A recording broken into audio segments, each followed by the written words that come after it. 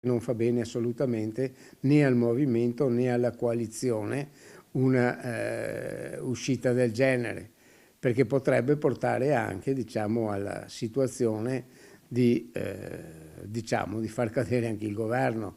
La fuoriuscita dal carroccio dell'europarlamentare Roberto Vannacci, vice segretario leghista e ora fondatore di un nuovo movimento politico, al partito Bene non fa, parola di Giampaolo Gobbo, e neppure alla coalizione di centrodestra. Ricordo ad esempio Panto, proprio qui in Veneto, che a un certo punto, non dando l'appoggio al centrodestra o non essendo accettato dal centrodestra, purtroppo il governo cadde a quei tempi.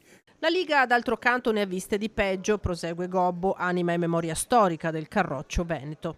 Ricordo che qui in Veneto noi abbiamo avuto due periodi molto particolari, dove a uscire non erano certamente dei nuovi arrivati come Vannacci, ma erano proprio i segretari regionali.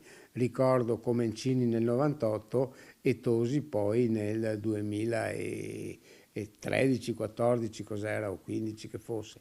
Quindi su questo siamo abbastanza vaccinati. Lega rinvigorita e ricompattata? No, ma in Veneto neppure troppo acciaccata dopo questo sconquasso. Qui Vannacci aveva fatto relativamente presa, dice Gobbo, anche se il favore, soprattutto iniziale, non va né sminuito né sottovalutato.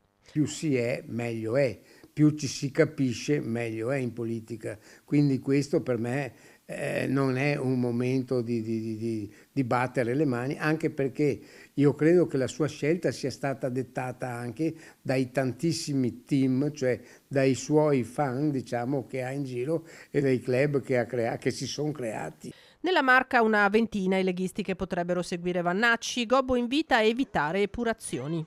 Io credo che non si debba fare assolutamente una caccia, diciamo, all'untore, perché non è questo il caso. Ci sono simpatie, ci sono state simpatie, ci sono state persone leghiste che si sono iscritte ai suoi club, ma non vedo, diciamo, una situazione di grande fuoriuscita, almeno lo spero.